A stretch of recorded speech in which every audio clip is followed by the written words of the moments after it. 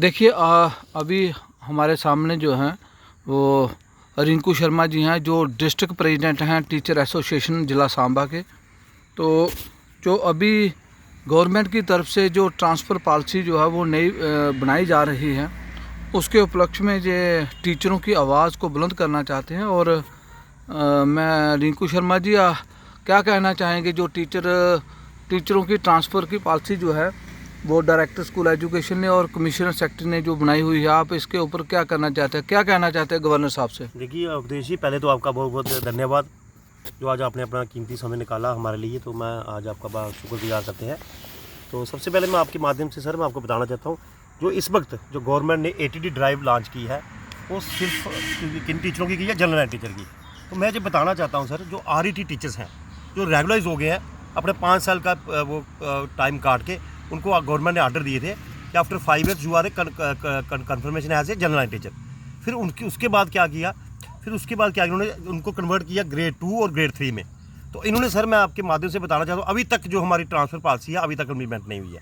यानी एक टीचर को 20 से 25 वर्ष हो गया एक ही स्कूलों में काम करते हुए, और ये गवर्नमेंट को भी अच्छा भला पता है कि ट्रांसफ़र पॉलिसी अगर हम जनरल लाइन टीचर की कर रहे हैं तो इनकी भी जो सेवाएं हैं ट्रांसफ़र पॉलिसी में इनको भी लाना चाहिए, पर गवर्नमेंट ऐसा नहीं कर रही है। तो आने वाले समय में मैं ये अपने लोक कुमार जी जो हमारे कमिश्नर सेक्रेटरी है एजुकेशन के, मैं इनसे अनुरोध करता हूँ LG साहब श्री मनोज सिन्हा से और हमारे जो न्यू डायरेक्टर अभी आए हैं अशोक शर्मा जी से, मैं इनसे निवेदन करता हूँ, रिक्वेस्ट करता हूँ, हैंडफोल्ड रिक्वेस्ट करता हूँ कि आप हमारे फेवर में RET की फेवर में ट्रांसफ़र पॉलिसी को इम्प्लीमेंट करने की कोशिश करें, ताकि जो टीचर है, जो हमारी खासकर फीमेल्स जो टीचर्स हैं, वो एक डिस्ट्रिक्ट से दूसरी डिस्ट्रिक्ट में उनकी मैरिज हुई है और इंटर डिस्ट्रिक्ट वो जब सुबह घर से निकलती हैं 8 बजे स्कूल की टाइमिंग है और 5 साढ़े बजे 5 साढ़े 5 6 बजे वो बस पे बैठती हैं, 8 बजे स्कूल पहुंचती है, 2 बजे छुट्टी होती है, 5 बजे घर पहुंचती है। वो अपने बच्चों की जो देखभाल वो कब करेंगे? तो अगर गवर्नमेंट जो है वो इस ट्रांसफ़र पॉलिसी की आपकी डिमांड को नहीं मानते हैं तो टीचर एसोसिएशन क्या करेगा? सर मैं तो आपको बताता हूँ, इसमें हमारा भी कुछ पार्ट है। हमारी एसोसिएशन ही सर इतनी हो गई कि मैं क्या बताऊँ, 4 5 10 बंदे इकट्ठे होते हैं, डायरेक्टर साहब कमिश्नर साहब को चले जाते हैं बुक्के देने उनके ऑफिस में। तो सर वो इससे कहने का मतलब गवर्नमेंट भी हमारा जो फ़ायदा उठा रही है, उसका फ़ायदा क्या है? कोई फोरम, कोई मैं नाम ही एक भी इसलिए ले रहा हूँ, खाली सर ये अपनी लीडरी चमकाने को जाते हैं। वहाँ पर नया डायरेक्टर आ जाए, नया कमिश्नर आ जाए, कोई भी नया ऑफिसर आ जाए, नया JDU आ जाए, ये 5 7 10 बंदे लेते हैं अपनी लीडरी चमकाने के लिए, बाहर जाते हैं बुक्के देते हैं, तो बस वो फोटो शूटर बने हुए हैं। तो इसका जो भरपूर जो फायदा वो गवर्नमेंट आ रही है। तो मैं जो अनुरोध करता हूँ सर आपके माध्यम से कि जितनी भी फोरम है इनको सर एक मंच पे आना चाहिए, चाहे कोई भी हो, RETs की हो, जनरल लाइन्स की हो, एक मंच पर आने से है कि मुद्दा ये सॉल्व हो सकता है। और हमारे जो माननीय जो गणेश खजूरिया जी सर, अभी ये रिसेंटली उन्होंने कारजोरी में भी बड़ा अच्छा प्रोग्राम किया, तो हम यहाँ हफ्ता पहले 10 दिन पहले उनको टीचर भवन में उनके साथ हमने डायरेक्टर साहब से बात की। डायरेक्टर साहब हमारे ऑलरेडी एज ए टीचर काम किया उन्होंने, और हमारी JKTF के मेंबर भी हैं वो। तो उन्होंने हमें नाम दिया कि आप स्पेसिफिक टीचर हो, कहने मतलब कि आप जहाँ लगे हो वहाँ पर ही सर्विस देनी है। बट सर जब हमारा ऑर्डर हुआ था उसके बाद लिखा था उन्होंने कि 5 साल के बाद ये जनरल लाइन टीचर है। तो जब हम जनरल लाइन हो गए तो हम जहाँ पे एक जगह से दूसरी जगह क्यों नहीं जा सकते हैं? इन्होंने ज़्यादा नहीं तो with in zone he transfer कर देनी थी हमारी, विद इन डिस्ट्रिक्ट तो छोड़ो, इंटर डिस्ट्रिक्ट छोड़ो, विद इन जोन ही हमें कर दो, ताकि टीचर एक दूसरे की जगह अपना एक दूसरे आ जा सकते हैं। तो बड़ी सारी मुश्किलात का सामना हमें करना पड़ रहा है। तो गणेश जी जिन्होंने अपना पूरा जीवन अपना ट्रेड यूनियन में दिया है, और यही एक ऐसे शख्स हैं जो हमारी ट्रांसफ़र पॉलिसी इंप्लीमेंट कर सकते हैं। मैं जितने भी RETs हमारे लीडर हैं, मैं कहना चाहता हूँ कि अपना गणेश जी को अपना एल्डर मानिए, उनसे बात करिए और एक मंच पे आइए सारे। हमें कोई लीडरी का शौक नहीं है, मैंने कुछ नहीं लेना देना इनसे। मैं चाहता हूँ जो हमारी आवाज़ उठाएगा एक मंच पे आके, मैं उसके साथ तन मन धन के साथ जाने के लिए तैयार हूँ। पर हमारी हमें क्या चाहिए इस वक्त? ट्रांसफ़र पॉलिसी चाहिए। तो ये थे रिंकू शर्मा जी, जो अपने फार्म हाउस में बैठे हुए हैं और उन्होंने फार्म हाउस में ही बैठकर जो है वो टीचरों की आवाज़ को बुलंद किया है। और इस वक्त शाम के 7 बजने वाले हैं और ये अपने फार्म हाउस में बैठे हैं। तो हमेशा रिंकू शर्मा जी जो डिस्ट्रिक्ट प्रेसिडेंट हैं टीचर एसोसिएशन के, इन्होंने टीचरों की आवाज़ को जो है वो हर प्लेटफार्म पे बुलंद किया है। और इन्होंने जो है वो कमिश्नर सेक्रेटरी से भी कई बार जो मुलाकात की है, गवर्नर साहब से भी इन्होंने टाइम लिया है मिलने का, टीचरों की आवाज़ को बुलंद करने का इन्होंने ठान लिया है।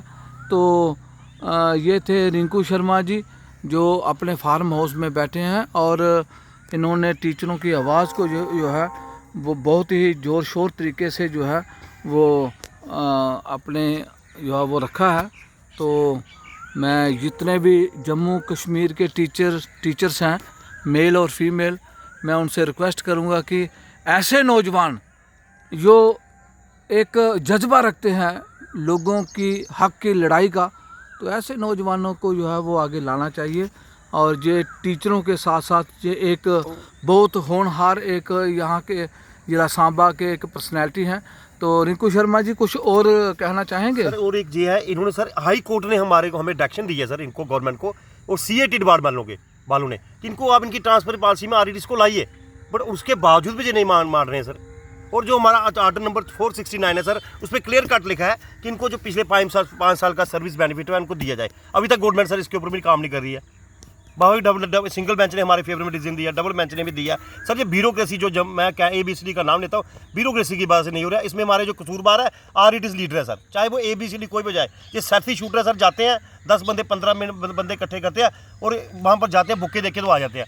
और जो ऑफिसर है इनको लॉलीपॉप देके भेज देते हैं, हाँ करेंगे, होता कुछ नहीं है। तो मैं कहना चाहता हूँ कि मैं सबसे रिक्वेस्ट करना चाहता हूँ, चाहे हमारे मेल टीचर्स हो, फीमेल टीचर हो, कि एक ही मंच पे आइए, और एक बात रखिए। ये नहीं आज कोई चला जाता है, डॉक्टर साहब को जुम्मा भी महीना नहीं हुआ आए हुए, 10 तो डेप्यूटेशन सर उनके पास मिल गए हैं। मेरे को भी कॉल्स आती है, चलो डॉक्टर साहब के पास जाना, उधर बुक्के देने। क्या करना उनको बुक्के देके जाके? क्या हमने उनको देखा नहीं, हम उनको जानते नहीं है, खाली अपनी लीडर चमकाने को करते हैं। तो मैं इनसे भरपूर रिक्वेस्ट करता हूँ कि टीचरों को भी बोलता हूँ कि आपको जो मिसयूज़ कर रहे हैं, इनके पीछे मत भागिए, जो अपने काम निकालते हैं, आपको बस बेवकूफ़ बना रहे हैं। इन्होंने अपनी ड्यूटियाँ लगाई होती हैं सर। आज स्कूलों में तो ये जाते नहीं हैं, कहीं आज वहाँ जा रहे हैं, आगे पीछे अपना जेडी के साथ सेटिंग की हुई है, सीओ साहब के साथ की है, तो आप स्कूलों में ये जाते नहीं हैं। और एक मैं आपके माध्यम से एक और बात चलना चाहता हूँ। अभी रिसेंटली डॉक्टर साहब ने एक आर्डर निकाला कि एक महीने का आर्डर जो कम्प्लेक्स हेड है आपके प्रिंसिपल, वो आपका ऑर्डर कर सकते हैं रैशनाइज में। और सर रैशनाइजेशन क्या कर रहे हैं, यहाँ पर टीचर ज़्यादा है, बच्चे कम हैं। ये क्या कर रहे हैं, जहाँ बच्चे ज़्यादा हैं, टीचर कम है, ये उल्टा कर रहे हैं। यानी बच्चे की रेशियो ज़्यादा है, टीचर कम है, वहाँ पर टीचरें भेजने की बड़ाई उनको उठा रहे हैं टीचरों को। और जो कम्प्लेक्स हेड प्रिंसिपल है अपनी मनमानी कर रहे हैं, अपने ऑफिस का काम ये कंप्यूटर का उन टीचरों से ले रहे हैं और अपना उनको अटैच किया एज ए नौकर बना के। और टीचरों को शर्म चाहिए कि क्यों उनके पास काम करते हो। जहाँ आप रोजी रोटी ले रहे हो, 70-80 हज़ार आप सैलरी लेते हो, तो आपको राशन करवाने की दूसरे स्कूलों में क्यों अटैच होना? आपने वहाँ पर काम करो जहाँ से आपकी सैलरी निकलती है। तो पिक एंड चूज़ की पॉलिसी चल रही है। मैं सीओ साहब से, सीओ सांबा जो हमारे आए हैं, श्री केवल कृष्ण जी, उनको मैं कहना चाहता हूँ कि सर रैशनलाइजेशन मसले में स्ट्रिक्टली देखिए। जो मेडिकली जिनको प्रॉब्लम है, कोई मेडिकल ग्राउंड पे जो जिसका कोई फॉल करता है, या कोई फीमेल है, कोई एक जगह से दूसरी जगह से उसका डिस्टेंस कोई नियर अबाउट 50, 60, 70 किलोमीटर बनता है, उसको उठाइए। ये नहीं है मैं अगर आप जहाँ आपका घर है, स्कूल आपका 1 किलोमीटर है, वहाँ आप रैशनलाइजेशन उस बंदे की कर देते हो। तो व्हाट इज़ दिस सर? मैं आपको पूछना चाहता हूँ कि ऐसा मत कीजिए, ट्रांसपेरेंसी लाइए। और ऑफिसर को भी चाहिए कि अपनी जो है कि लीडरों को सर अपने ऑफिस में मत बढ़ने दीजिए, इनको बाहर निकालिए, चाहे इनको सीधा बोलिए जाओ स्कूलों में काम करो।